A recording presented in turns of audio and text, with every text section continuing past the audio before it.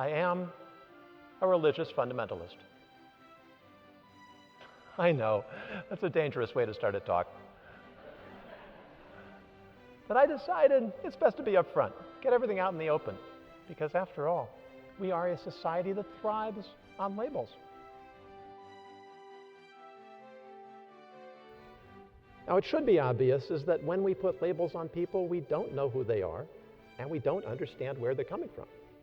But more fundamentally, labels prevent us from knowing who we are, from understanding where we are coming from.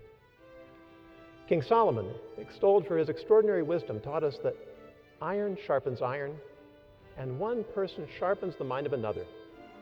It's only by engaging people who think differently from us that we're able to sharpen our thinking skills, that we're able to see our point of view from the point of view of others, that we're able to hone in on the essence of our beliefs.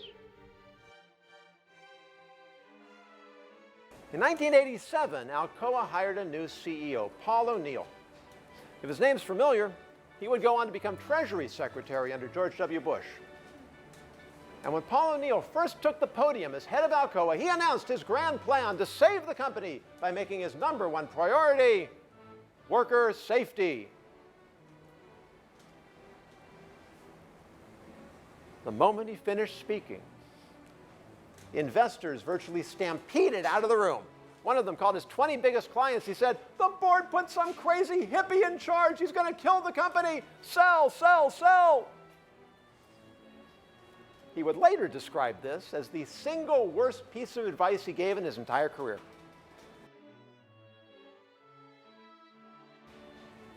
That's when things got really interesting, because employees started making suggestions not just about safety, but extending across every area of operations. One low-level employee offered a suggestion that doubled profits on aluminum siding. And when he was asked about it, he said that he had this idea a decade earlier.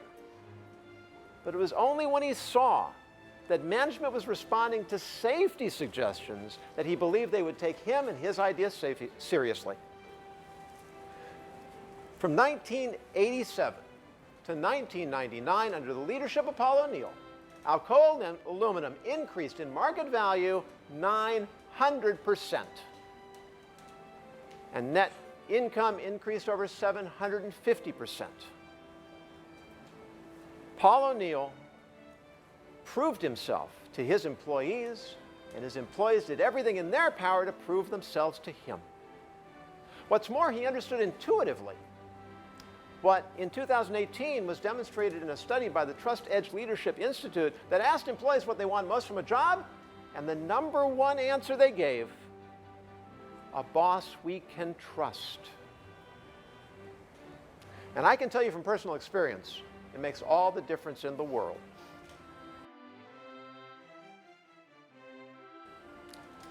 This truly was a prince of a principle.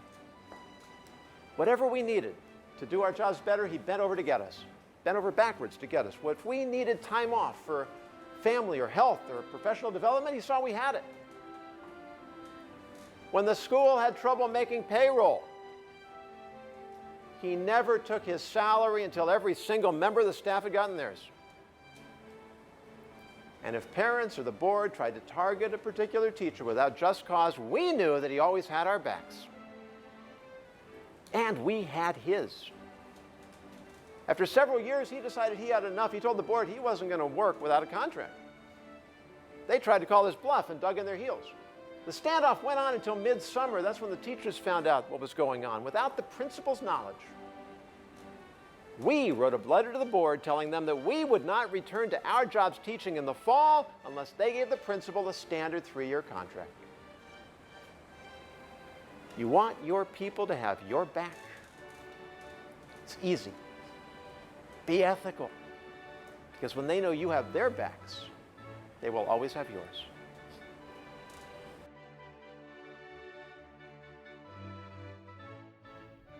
If I can't explain why you believe what you believe, how can I be sure you're wrong? And if I can't articulate why you might reasonably disagree with me, how can I be sure I'm right? Neurologists tell us that in our brains are something they call mirror neurons. And they work like this.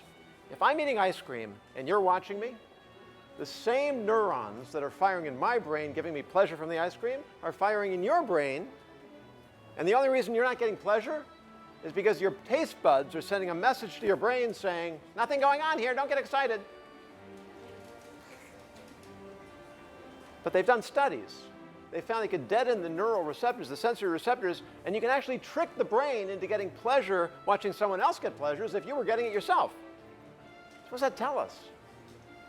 It tells us that our actions have a measurable effect on others that is immediately reflected back on us. When you act in a way that benefits other people, you automatically benefit yourself. Husband has an epiphany. He goes running back to the rabbi and says, Rabbi, I love my wife again. I don't want her to die. What do I do? Oh, that's easy. Just make good on your pledge to the synagogue.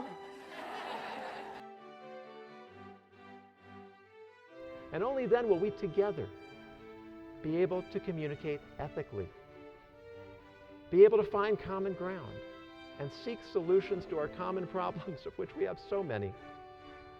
Please remember that, and when you do, please remember where you heard it. From a religious fundamentalist.